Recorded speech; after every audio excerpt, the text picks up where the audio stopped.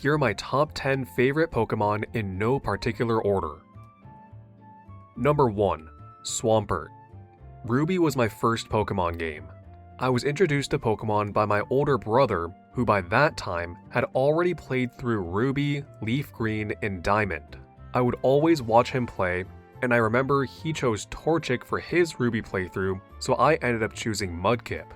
I was probably around 10 at the time, and I had no idea what I was doing and made all the typical mistakes that kids make, like never learning any moves that don't do damage, not using any other Pokemon besides my starter, not battling any trainers unless I had to, and not having any Pokemon to teach HMs when I needed them to progress the game.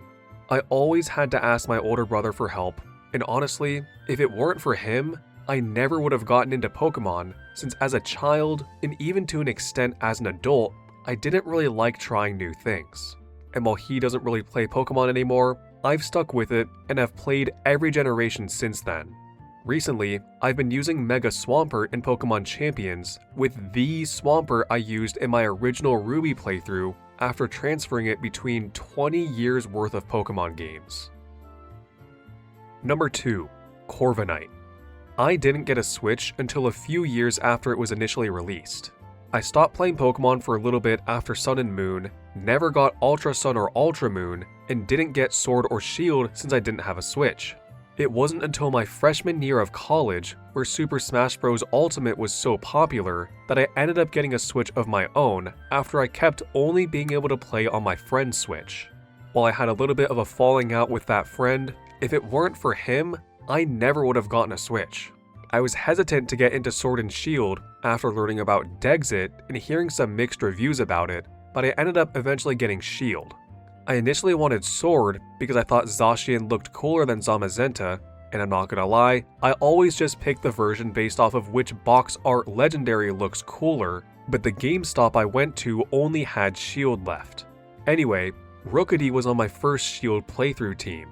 I was really sick of early route birds always being normal flying type, so when I found out that Rookidee was mono flying type, it gets the steel type later on and has pretty good stats, it was an instant addition to my team.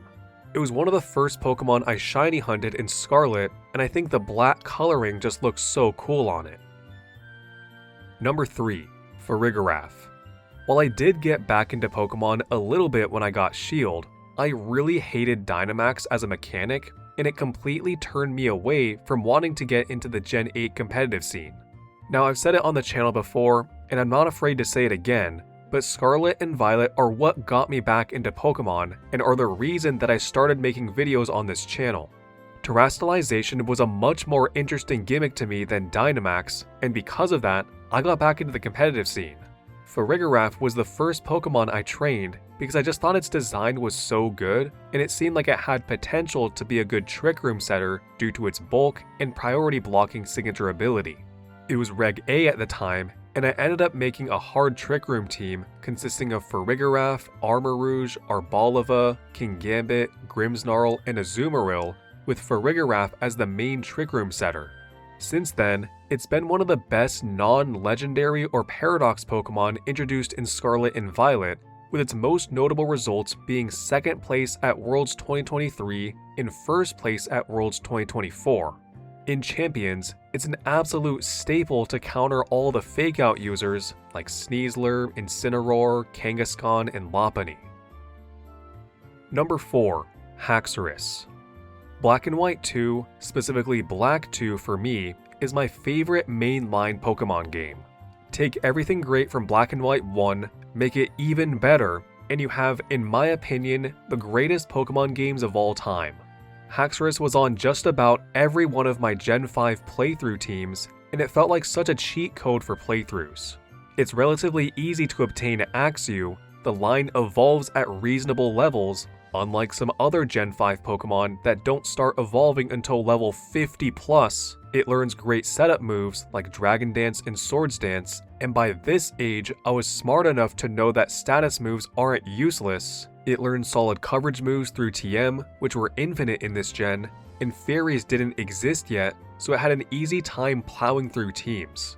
It's pretty terrible in VGC, and has fallen off in singles ever since the fairy type was introduced, and even though I didn't have any plans on using it competitively, I still shiny hunted it in Scarlet because it has my single favorite shiny of any Pokemon. It reminds me of the Red Eyes Black Dragon Yu-Gi-Oh card, a game that my brother and I also played for a brief time when we were younger. Number 5. Ursaluna. Pokemon Legends Arceus was a really fun game. For a month or so, I'll admit that it didn't have a lot of replayability due to it completely lacking multiplayer connectivity. Out of the 5 ride Pokemon in Legends Arceus, I absolutely fell in love with Ursaluna. While its item sniffing ability was probably the least useful out of the 5 ride Pokemon, and it was slower than using Weirdeer if you just wanted to move around on the ground, I found myself still using it because of how sick it looked.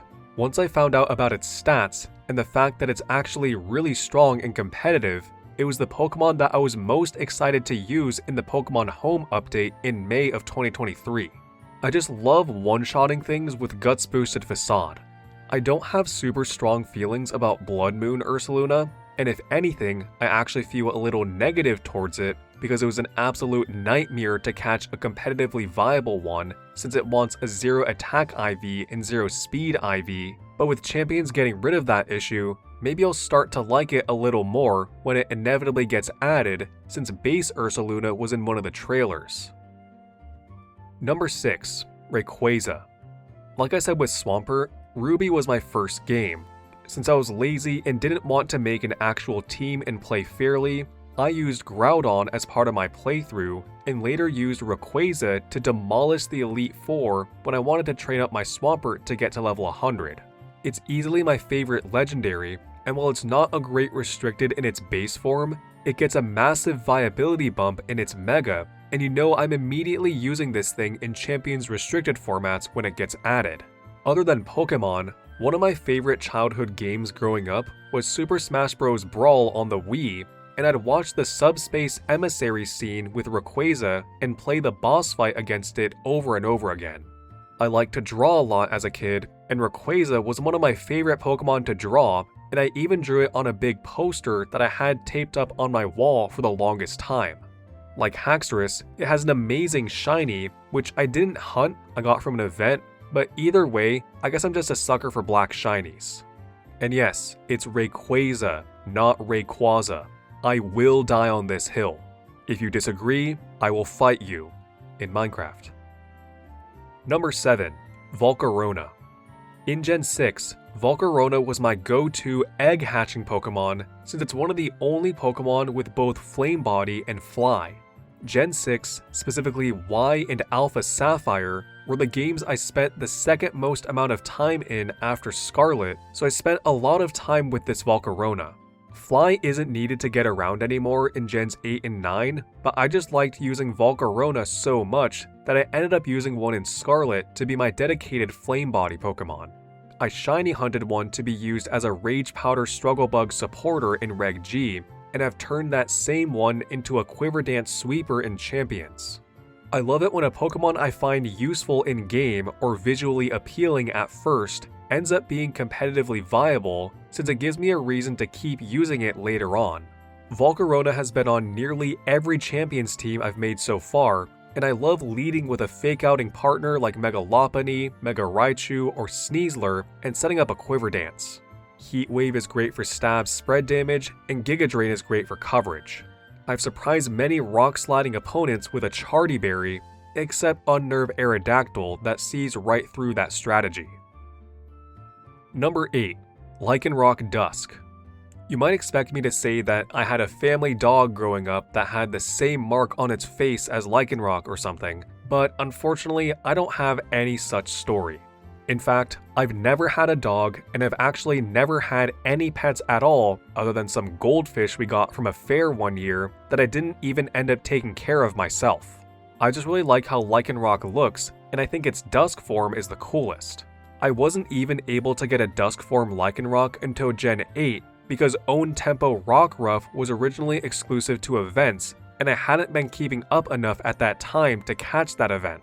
The way that I got it in Shield was purely by luck through a surprise trade, so if I never got matched up with whoever it was that traded away an Own Tempo Rockruff, I never would have found a liking to any of the Lycanroc forms.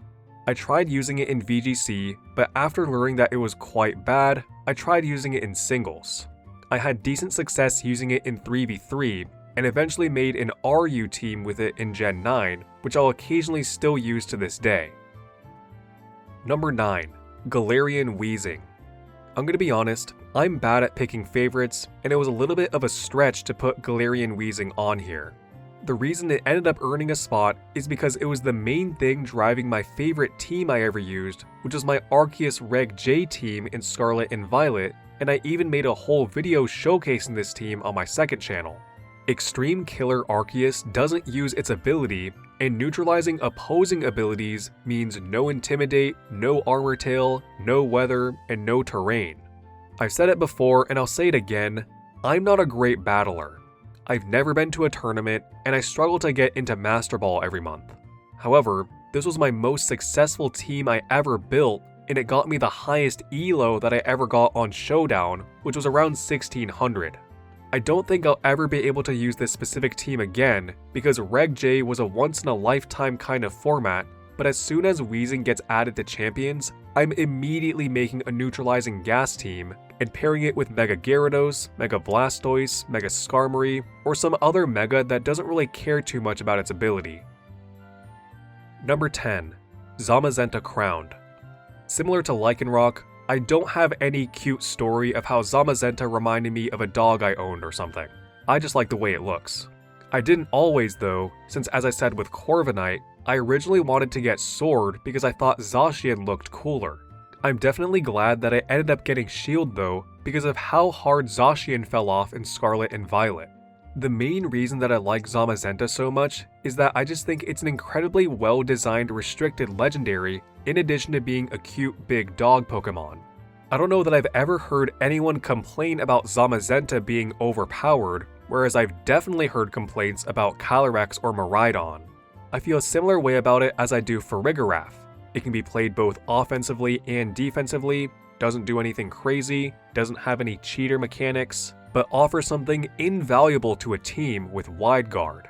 Sometimes, it feels like it's single-handedly balancing out restricted formats, and I don't know if I'd enjoy playing without it in the game. And those are my top 10 favorite Pokemon.